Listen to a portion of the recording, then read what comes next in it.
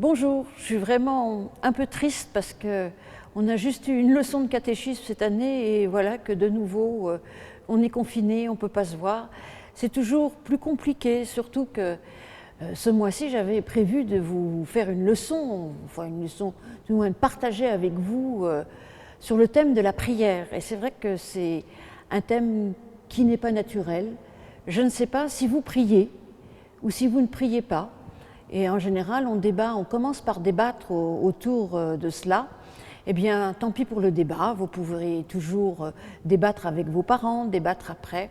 Et je vais essayer de vous montrer comment prier, où prier, avec quels mots prier, parce que c'est vraiment pas quelque chose d'évident et de naturel. Et c'est d'ailleurs pas forcément évident et naturel pour vos pasteurs. Et il m'a fallu, en tout cas personnellement, beaucoup de temps pour apprendre à prier. Alors certains et certaines, peut-être en faites-vous partie, ont une manière de prier assez naturelle, une relation à Dieu naturelle, et pour d'autres, eh bien, c'est plus complexe, parce que probablement qu'on attend trop au départ de la prière, on attend comme une réponse tout de suite. Or, en réalité, la prière, c'est un dialogue, mais c'est vraiment un dialogue qui se vit dans l'intimité avec Dieu, et donc la réponse n'arrive pas forcément tout de suite. Déjà, on va essayer de voir quels sont les différents types de prières. Alors, il y a la prière de demande à laquelle on pense tout de suite. C'est la prière que l'on fait à la fin du culte qui s'appelle prière d'intercession. On demande des choses à Dieu pour soi-même et pour les autres. Ça, c'est un premier type de prière. Il y a d'autres types de prières. La prière de remerciement, c'est-à-dire que, on s'adresse à Dieu pour lui dire tout simplement merci. Et pour ma part, je trouve que c'est une très belle prière et on devrait toujours commencer par ces prières de remerciement. Merci à Dieu pour tout ce qui nous arrive de beau et de bon dans la vie. C'est bien cette prière parce que justement, elle nous permet de regarder autour de nous, de regarder en nous tout ce qui va bien avant justement de demander quoi que ce soit. Et donc, la prière de demande, c'est aussi une manière de dire tout ce qui ne va pas très bien et qu'on aimerait bien améliorer.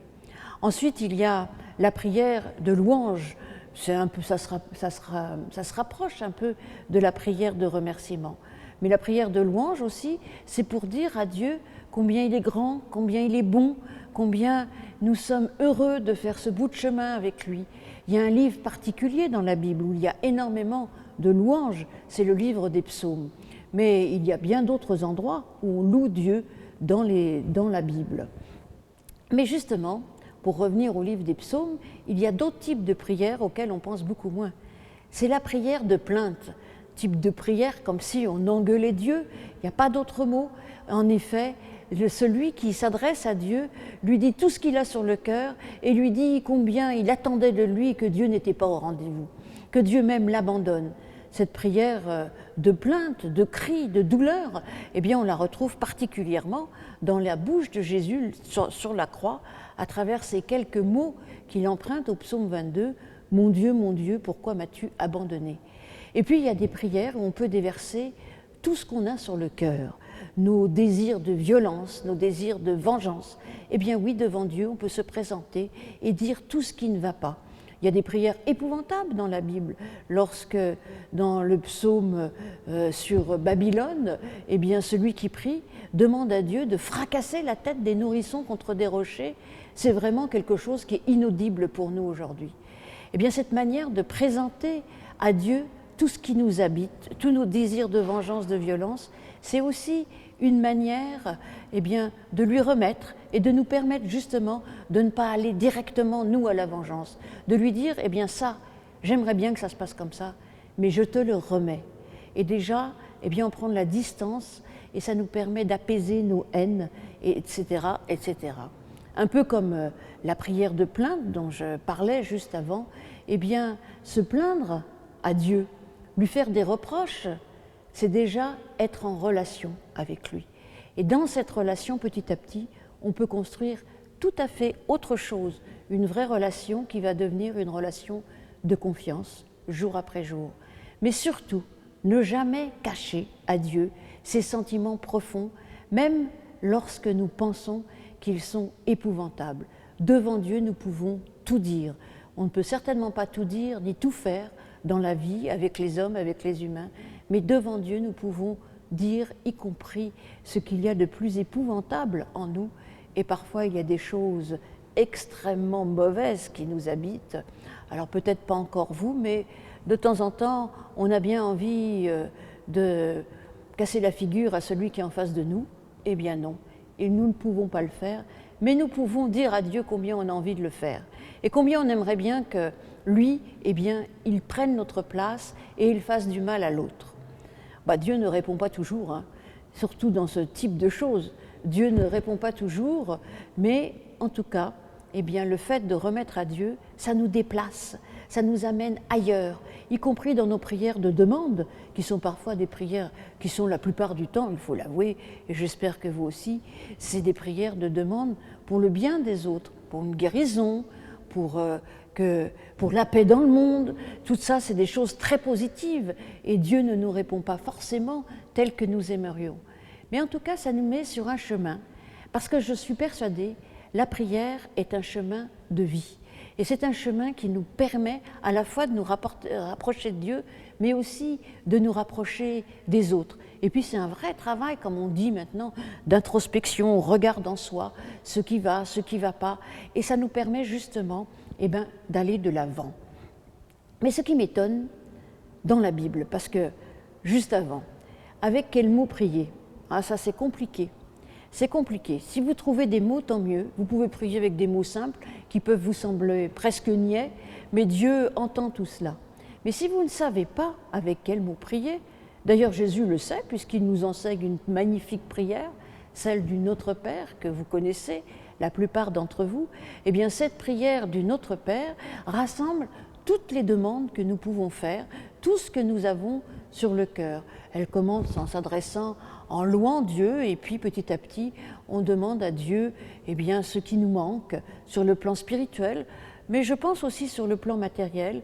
On demande à Dieu de nous protéger du mal, et on rappelle à la fin combien Dieu peut agir dans notre vie. Il y a cette magnifique prière du Notre Père. Mais il y a tous les psaumes, ce sont des prières. Mais ce qui m'étonne le plus, c'est que finalement, le livre de prière des psaumes, ne commence pas vraiment par ce que l'on pourrait caractériser comme une prière classique. Tout comme le passage où on trouve le Notre Père dans la Bible, dans l'évangile de Matthieu, ça ne commence pas non plus par une prière classique.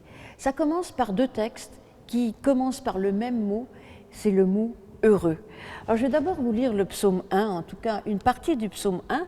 Vous pouvez le lire en entier chez vous. Vous pouvez aussi, je vous invite d'ailleurs, à le faire en famille.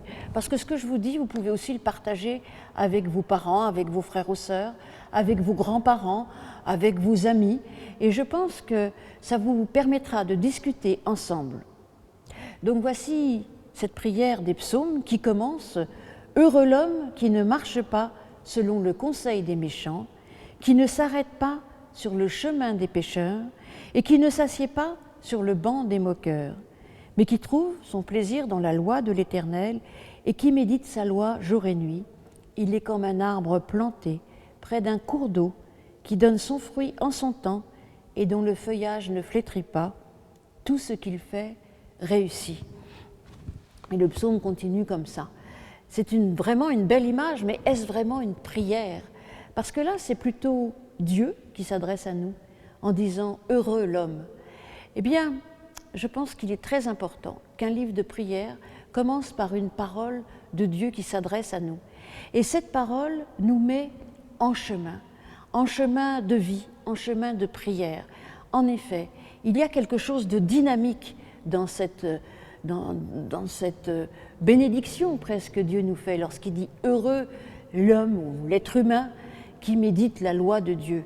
Alors, la loi de Dieu, cela signifie en réalité ce qui peut nous libérer, et méditer la loi de Dieu, c'est méditer sur ce qui dans notre existence fait que lorsque nous nous comportons bien, nous pouvons vivre mieux. Mais nous reviendrons là-dessus en janvier, peut-être en présentiel, comme on dit maintenant, et peut-être avec une petite vidéo que je vous enverrai alors. En tout cas, ce heureux l'homme nous met en chemin. D'ailleurs, le mot heureux signifie à la fois tout le bonheur que Dieu nous donne, mais aussi c'est un bonheur dynamique puisque cela signifie en marche, en route, et même cela signifie en quelque sorte se comporter de manière droite, de manière juste. Parce que vous savez, les mots hébreux, ils ont toujours plusieurs significations. Alors on peut choisir, mais on peut aussi prendre tous ces mots ensemble, ce bonheur dynamique. Et en effet, la prière, c'est quelque chose de dynamique. C'est quelque chose qui nous permet de passer d'un état méditatif à un état constructif.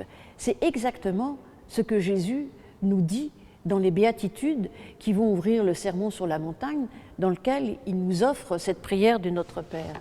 C'est quelque chose de tout à fait dynamique, comme on peut le voir dans ces béatitudes qu'on trouve au chapitre 5 de l'évangile de Matthieu.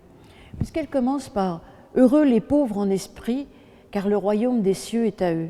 Heureux ceux qui pleurent, car ils seront consolés. » On voit bien que là, Jésus s'adresse à ceux qui sont dans la souffrance, ceux qui sont dans le manque, et il leur promet un bonheur. C'est étonnant d'ailleurs, parce que quand on dit aux gens qui pleurent « Heureux êtes-vous », ce n'est pas pour se moquer d'eux que Jésus dit ça, mais au contraire, parce qu'il leur ouvre un horizon, l'horizon de la consolation. Ces bonheurs promis sont complètement paradoxaux, mais en réalité, petit à petit, lorsqu'on avance dans le texte, dans ces béatitudes, eh bien, on voit que ceux à qui le bonheur est promis deviennent de plus en plus actifs. Ainsi, ça se termine par « Heureux ceux qui procurent la paix, car ils seront appelés fils de Dieu ». Les artisans de paix, c'est quelque chose d'actif, ceux qui procurent la paix. Il faut se bouger un peu pour procurer la paix. On voit bien qu'on est là dans un chemin beaucoup plus actif. Heureux ceux qui sont persécutés à cause de la justice, car le royaume des cieux est à eux. Et là, il y a quelque chose que l'on peut entendre même en dehors de la prière, aujourd'hui encore. Heureux ceux qui sont artisans de paix, heureux ceux qui font œuvre de justice, même s'ils sont persécutés. C'est d'ailleurs ce qui va arriver au Christ lui-même. Parce que ça nous permet, ces bonheurs, cette prière, cette mise en route, ce chemin de vie sur lequel Jésus nous inscrit, ça nous permet de passer du stade de victime au stade d'acteur de notre vie. C'est à nous de construire notre vie, notre bonheur, eh bien, en lien avec Dieu et en lien avec les autres.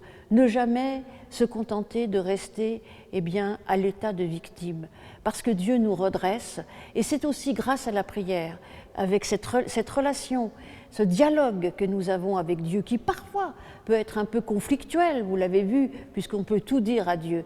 Eh bien, c'est à travers ce dialogue eh bien, que nous pouvons continuer à vivre, à nous tenir debout et à aller de l'avant. Alors j'espère que, même si vous ne priez pas souvent, vous pourrez eh bien, petit à petit vous familiariser avec la prière. Pour ça, c'est pas compliqué, donnez-vous un petit rendez-vous régulier. 1 minute au début. Vous savez, c'est comme quand on apprend à se concentrer. Eh bien, on peut apprendre aussi à méditer.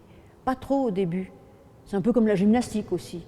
On ne peut pas commencer par une demi-heure. Mais ce qui est important, eh bien, c'est les rendez-vous réguliers, c'est la régularité. Mieux vaut 1 minute tous les jours que 30 minutes tous les 6 mois. Et en effet, petit à petit, si vous donnez ce petit rendez-vous avec Dieu, eh bien, il va devenir, même si au début vous n'y trouvez pas beaucoup de sens, il va devenir quelque chose d'important dans votre existence. Alors, allez-y, persévérez. Et puis, j'espère qu'on pourra bientôt se retrouver pour parler de tout cela. Alors, je vous dis à bientôt, et j'espère peut-être le mois prochain ou le mois d'après, mais en tout cas, je vous souhaite plein de bonheur, comme dans ces béatitudes. Alors, heureux êtes-vous, je l'espère. À bientôt.